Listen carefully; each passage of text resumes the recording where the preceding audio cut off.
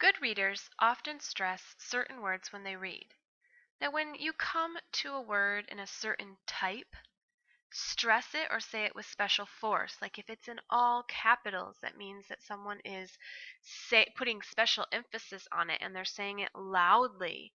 You might also stress other words to give them special meaning. I'm going to demonstrate that as I read our teacher read aloud around the world in a day. It started just like every other Saturday morning. Jamie and I had just finished breakfast. We were sitting not so patiently across the table from Dad, watching as he read the paper. Every Saturday, Dad picks a family outing. We might go apple picking or to a museum, park, or movie. We never knew until that morning when Dad looked in the paper for ideas. Suddenly, Dad slapped the paper on the table. "Did you find something?" Mom asked. "Well, yes," Dad said, pausing for effect. "We are going around the world." Jamie and I looked at each other and laughed. "We can't go around the world in one day," I said. "It's right here," Dad said, pointing to the newspaper. "The first annual Around the World Street Fair. Crafts, food, entertainment. What do you think?" "Sounds like fun," Jamie said. "I'll give it a try," I answered. "Well then," said Mom, "let's go." An hour later, we were in the city at the fair. It was the biggest street fair I had ever seen.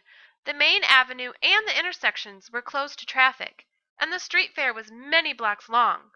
Booths and stalls lined the avenue, each one flying the flag from its country. "Now stay close and behave," Mom warned. "I don't want to lose anyone." It was hard to stay together. There were crafts to buy and different foods to eat. Each intersection had a stage where performers entertained. We listened to bagpipes from Scotland and steel drums from Trinidad. We watched Spanish flamenco dancers and Irish step dancers. Before we knew it, it was lunchtime. Dad and I ordered fajitas at a Mexican stand. I watched the man wrap the sizzling pieces of meat in the corn tortillas. He gave one to Dad and then to me and said, "Tengan cuidado, está caliente." Be careful, it's hot, I translated for Dad. "Thank you. Gracias," I said to the man. "Ah, you speak Spanish?" the man asked. "I'm learning in school," I said, "but my accent is bad." "No, es bueno," said the man. "Good." Mom and Jamie got gooey crepes from a French vendor. "How do you say thank you in French?" Jamie asked. "Thank you is merci," the vendor told her. "Merci," Jamie repeated.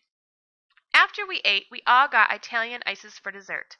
Then we took one last walk to look for souvenirs. Dad found his souvenir first. He bought a woven grass basket from Kenya. Mom decided on a set of wooden nesting dolls from Russia. Jamie bought some paper origami animals from Japan. And finally, I decided on a sombrero from Mexico. On the ride home, we talked about how much fun we had. We also agreed that a trip around the world was very tiring.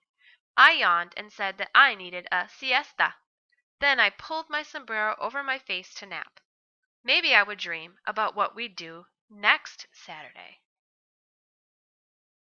Now I'm going to ask you some questions. Make sure you understood the story.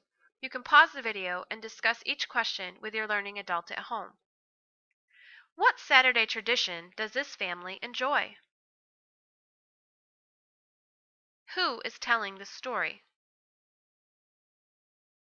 How does the family go around the world in a day?